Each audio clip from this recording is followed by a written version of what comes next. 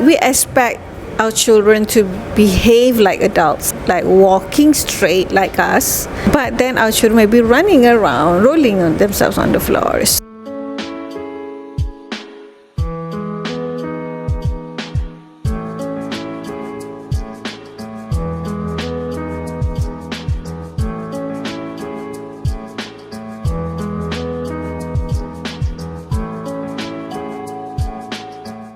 Assalamualaikum warahmatullahi wabarakatuh.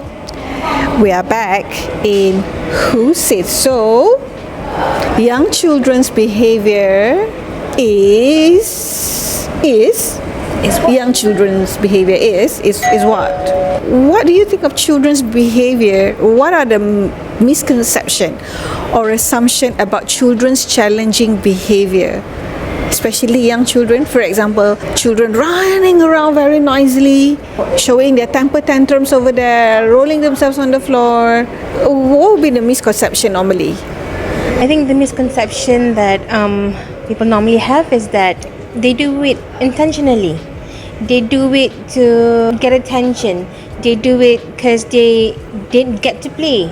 They do it because they didn't get the food that they wanted. So it is intentional. Oh, this requires discipline. Yes, disciplining and time out for you because you don't behave. That's a misconception. So how can we reframe challenging behavior as communication benefit or understanding and response? How can we actually reframe this? Maybe these children are, acting out because they are trying to say something. Hence the rolling on the ground. They just don't know how to say it. It's in, yeah. As parents, right, we normally will take in this pressure because we expect our children to behave like adults, like walking straight like us, but then our children may be running around, rolling on themselves on the floor. So the pressure is there, okay, dear parents, but we need everyone to understand this together, that these are misconceptions.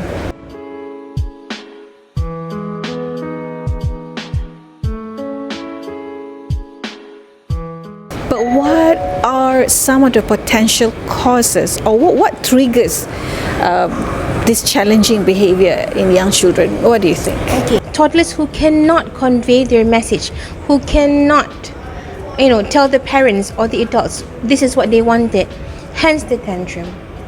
And then, basic things like change of routines. They have been doing this every single day for the past year, and suddenly a change of routine that could trigger for them to misbehave. So children actually behave themselves with routines, you mean? Yes, they follow certain routines. So how can positive behavior, instead of punishment approaches, we actually instill support behavior strategies? Punishments, in a way, give them some sense of realization that they have made some mistakes. And then, for example, the time out. So if they have to go through a time out, after the time out, have a session where you talk to your child and then explain why they're being given this time out. Explain to them why they have to be punished. But you see, on the bigger side, for me, I feel on the bigger side is that the child feel themselves being labeled, or they label themselves thinking that why this happened to me? Oh, I must be bad. They punish, they beat themselves up.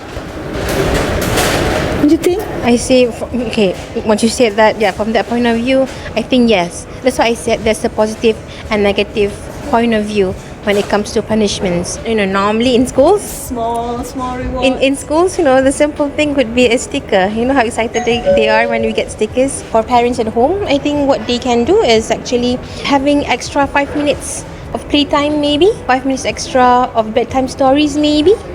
So those are the simple yet meaningful positive reinforcements that parents can give as rewards. What role does understanding that each child is unique? Okay, based on our experiences, when we come across classes that are super quiet, since we're in preschool, I'd be very, in a way, confused or suspicious Because you check every class, every school, right? Yes, we go to every school and then every class, and then if there are classes that are very quiet, oh, mesti cikgu garang. We'd prefer a noisy class it's not a good sign either. A positive noisy is another story. For example, teacher is asking a question and everybody wants to answer. That's a positive. That's a positive environment noise, actually. so- Yes. Who says so? Challenging behavior is what do you have in your mind? See you again, everybody.